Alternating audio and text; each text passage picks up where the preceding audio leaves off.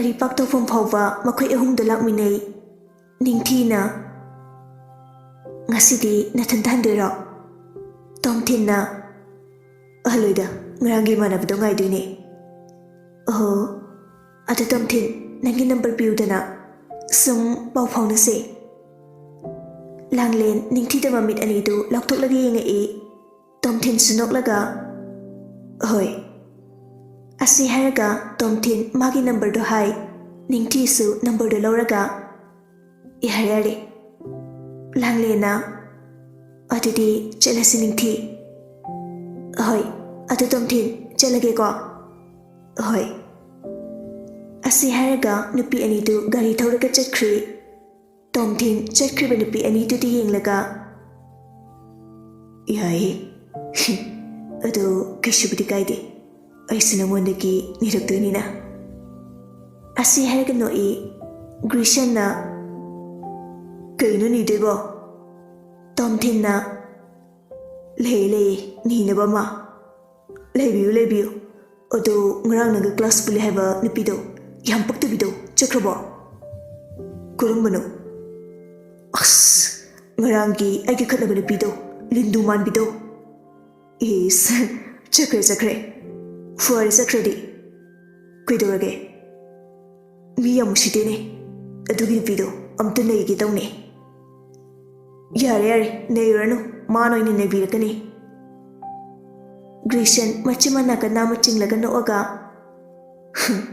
mana nang adugi khunokto tawna haba oktuve male minnaisdi ado ekoide sakrase ekoida na saluse ai fironga se hongdoklurage aduga chase fani asi haraga anidu amuk chakri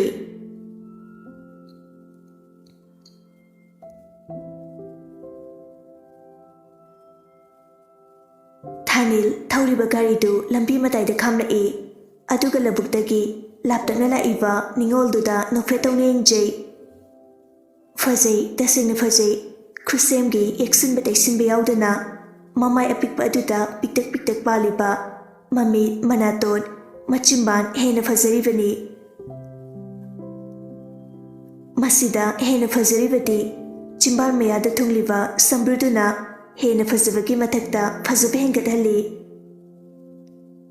ningol asangwa masamdu fazana sambun pullaga fanektu khara koktakna selaga labuktagi karakpadu gari manungda famliba Thanildu nokfe tawraga mamitu chuithuktana yenglaga lei ningoldu magi manag yoksilakpada Thanil garidagi kumtharaaga gari suliba Ningol pairiba plastic chekhaudu thangalaga thari khunba is yamdre ai lerage ngasidi aboka charu dune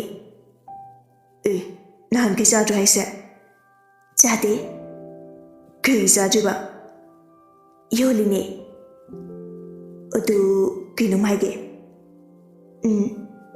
yumda gardoiro aiga pune chapmina kharse law yani aidam chake lambida nana thanda lakpaki dro kide ai chalage asi haraga leithoklaga chatkri Thanil chakriba ningoldu yenglaga lei gari du da ngaraga ningol su Thanil lehobaduda tung onthoraga yengai Thanil gari da ngaraga mangonda yenglaga leirambaduda ningol mamaidu fat leithoklaga mathanta tumina noi ningol maningda onthoklaga yengludre sumlakpana moigi leirak changmamdu yorakpaduda Thanil gari du thogalaga Jango aisi chalage adu aiwa maigi tawbane nang chakibatuda hayudre ahing hairage ngasidi numitare chale asi haraga gari du thauraga chatkri ningol Thanil chakkibadu yenglaga nokfe tawrui aduga gyan khanglak lakpada mamitu koirei leiraga kana lege haina haifet yengamaga mayamdu changlai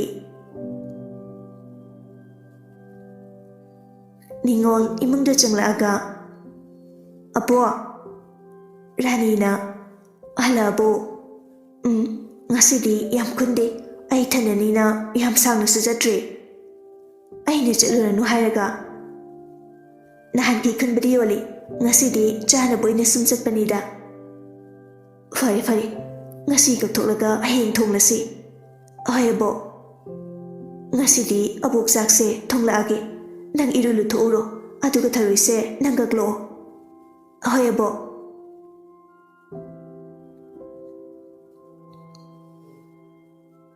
Thanil gari de yumde thokjil aga thanam lage imungda prap changpani latana nang halaba Thanil na Thoiba nang imana pamda thabak yamna tawi nang na tawi do ai yaningde oi besu yaroi kidorgi ma ai gidi ichanu pasai nang na thandani aduna nang wakhal taba phaiko nang na tawi do ai pamde ne Kurino pamde hai subima ai wayam na ngangan gano ai na harise nang pap taramni chalo na fi hongdoro Thanil mama di ngamaga magi ka da prap changa aga phamung machi de phamlaga Thanil sawni na machi na murum soli ai ge pamani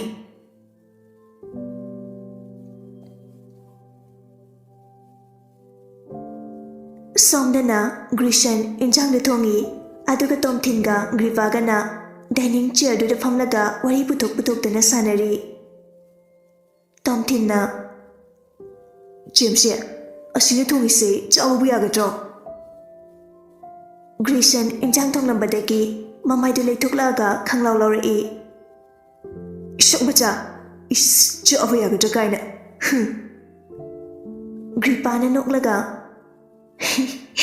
Ating thong bai trasu asigumbadi yam haibani Tom thinna Oh hai boire ai de chawu yaroi drana khaline Grishan na Horen khangni khanau da thadra kanda ko Tom thin nok lai Gripana ai khumi man da base loina bo wadro Khuwa di albidai ni Grishan na Noe ni agi wari natradi saningai leitraba Nangi wari natradi wari sabada nonglimbe yautraba Tom thin sunoklaga Asengbane Sengi thongi insang sina upaga thanamni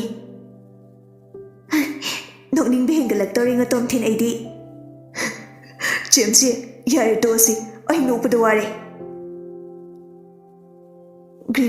Grishan da mu onsilaga Thongbo loisilo charaga wathing yak suraga chalo tom thinangsu oi James Tanjada da laimana Gripa gaur laimana Thoibi amta lao Gripa phamlambadagi hawgatlaga Noheni su ngai wari sanaramo emde chatluge tom thinna hoi Asi haramlaga Gripa da thokkhri Aduga Grishan du maso inchang loisinaba tawri Tom thin phamna phone du puthoklaga metlaga lei Mana phone du sum metpaduda unknown number ama message thajilai Tom thin su changlaga message tu yengi Hi ai khangbro Tom thin number du di yenglaga halli Khangdrabu kanano Hek thaki baga halai Ai ningthini ngasai number lobado Oh khangi Chak saraba Chadri Oh kaithoramino Sumphamida Kanaga Mr. Sanarino Grishan na Tom thin gi maning de leplaga harakpani Tom thin du khangpre khangna Minai khongni khangdre huralona da toribani na ha kunano Mr. Sanarido Huraniko Nangna migi maning de lepsilaga loksilakpadu da khangbani Hoine ado kanano ba tumina nang thanarido Is Nanga khatnabani pido college na han Grishan tom thin ngak ni yenglaga Odu nanga koinai raise Os khuai se sum na thanabane Odu ni pido nang koinarde aiga gongnarisi ko nang su ko kono aingonda Kurino, could I give Quinavano? Quinadeco? Quinader Karigi, Mrs. Taneno, number the Gaidigi. Some Manatarapane, Adudanba, number Sina, Masai Piramane. Is Nandi Moli Moli, Yam Tawijanine, number the Pinadana, Nasatuga, Yam Nogninge. Nang the gorgeous, Pamdi Pamico. Ado, Nang Hang the gay, Agaco Norris. Os, Rasiji. Assembly Goidi. Tom Tina. Quinadeco, some Mrs. Tanavani, Nangi Cocto, Wankalakano. Grishana. Oh, Quinadify, Quinardi, Nankorcono. Oh, Yari, Chuck to Sarse, Lame, Yumdan Basutinkini. Two Nelosins Hardy, Nangsu, Siloshimine, Nang the Pumlega, Egonisum Towerdi, Tintava. Funny, Yogzerake. Asi Harga Anidu, Chuck Savagi Sem Sabalurica, Gripas Goraga, Ahum the Chuckpunis Aminadi. Tom Tin, Chuck to Sana. Musuxiga, in Jaghauna Tumbaga Hipponine. Grison, Tom Tin the Yanglaga. Ahindana, Sakati. Gripana Noglaga. Tom Tin, I couldn't be man to say, Pasaviam Sabani, Padikazadana. Tom Tinna, Asimba. Grishana. Yari, Miman Bani, Chapto, Chimnazoko, Tanning Day. Gripaga, Tom Tin getting Nergano E. Tom Tin, Gripadi Laga. Boboy, Imasuidi, waiting Cindy Chakrava. Grishana. Ojita, Adong Lane Neha, Javang of Tavasida, Nixing later. Moshimise, Puiniam Gangli, Momaisida, Cowboysne Tarpa. Grison, Tom Tindi Laga. Puiniam Kumbro, Job Pukumduda, no Martinum Jilo Hebro. No one humbro, I could eat James Sidamjaba, not to him later, Bruna. Gripana no Laga.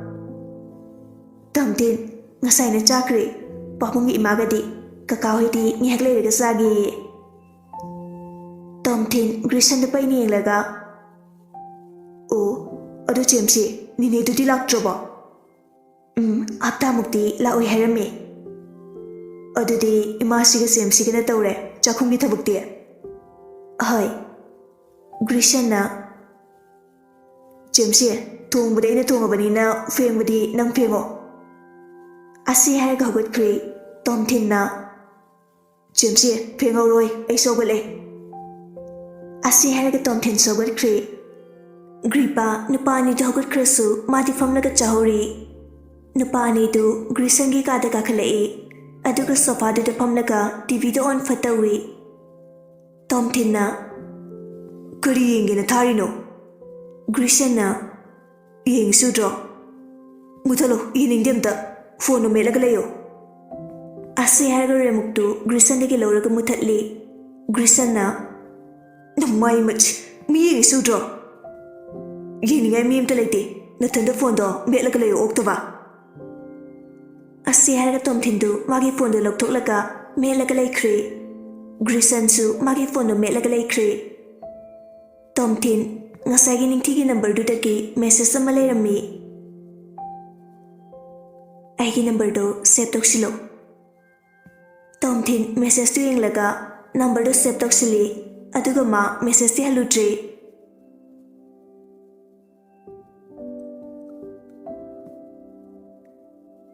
Somdana, Langling Ningtiga, Fondawari Sanari, Ningtina.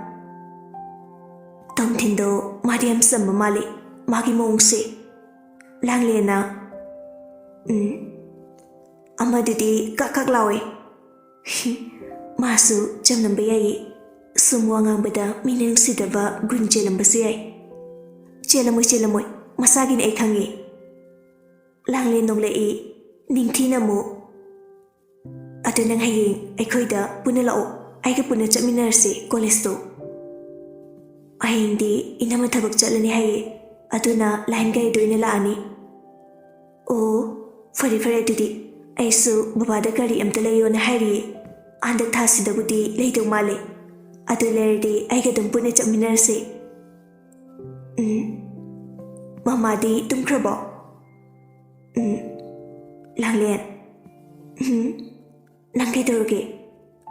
ꯀꯩꯗꯧꯔꯒꯦ ꯑꯩ? ꯋꯥꯒ ꯑꯝꯇ ꯉꯥꯡꯗꯦ ꯉꯁꯤꯗꯤ. ꯅꯪ ꯀꯩꯗꯧꯔꯒꯦꯕ? ꯑꯩ ꯀꯩꯁꯨ ꯇꯧꯗꯦꯀꯣ. ꯑꯩꯗꯤ ꯅꯪꯅ ꯑꯗꯨꯝ ꯇꯧꯕꯗꯨꯗ ꯍꯥꯏꯔꯤꯅꯤ. ꯑꯗꯣ ꯃꯃꯥꯗꯣ ꯀꯔꯤ ꯅꯨꯃꯤꯠꯇ ꯆꯠꯇꯣꯏꯅꯣ? ꯍꯌꯦꯡ. ꯐꯔꯦ ꯐꯔꯦ, ꯑꯗꯨꯗꯤ ꯅꯪꯁꯨ ꯇꯨꯝꯊꯣꯛꯑꯣꯀꯣ, ꯑꯩꯁꯨ ꯇꯨꯝꯃꯒꯦ. ꯊꯝꯃꯦ ꯊꯝꯃꯦ. Good night. ꯁꯦꯅꯔꯦꯠ ꯗ꯭ꯔꯤꯝ. ꯑꯁꯤ ꯍꯥꯏꯔꯒ ꯐꯣꯟꯗ ꯊꯝꯅꯈ꯭ꯔꯦ. ꯂꯥꯡꯂꯦꯟ ꯐꯣꯟꯗꯣ ꯃꯥꯒꯤ ꯃꯣꯟ ꯃꯆꯤꯗ ꯊꯝꯂꯒ ꯐꯃꯨꯡꯗ ꯍꯤꯞꯊꯔꯛꯏ. ꯇꯨꯝꯗꯤ ꯇꯨꯝꯗꯦ. ꯃꯃꯥ ꯇꯨꯝꯂꯤꯗꯨ ꯍꯥꯏꯐꯦꯠ ꯌꯦꯡꯉꯝꯃꯒ ꯑꯗꯨꯒ ꯃꯥꯁꯨ ꯅꯥꯀꯟ ꯑꯃꯗ ꯑꯃꯨꯛ ꯌꯥꯎꯋꯜꯂꯛꯏ. ꯃꯄꯤꯔꯥꯁꯨ ꯆꯦꯜꯂꯤ. ꯂꯥꯡꯂꯦꯟ ꯃꯆꯤꯟꯅ ꯇꯞꯅ ꯁꯣꯜꯂꯤ. ꯏꯃꯥ, ꯅꯪꯁꯨ ꯌꯥꯝ ꯋꯥꯔꯤꯀꯣ ꯑꯩꯒꯤ ꯈꯟꯕꯗ. ꯑꯩꯅ ꯅꯨꯄꯥ ꯑꯣꯏꯔꯝꯂꯗꯤ ꯏꯃꯥ, ꯅꯪ ꯅꯨꯡꯉꯥꯏꯅ ꯊꯝꯂꯝꯒꯗꯕꯅꯤ. ꯑꯁꯤ ꯍꯥꯏꯔꯒ ꯇꯥꯔꯛꯂꯤꯕ ꯃꯄꯤꯗꯨ ꯐꯠ ꯐꯠ ꯇꯩꯊꯣꯛꯏ.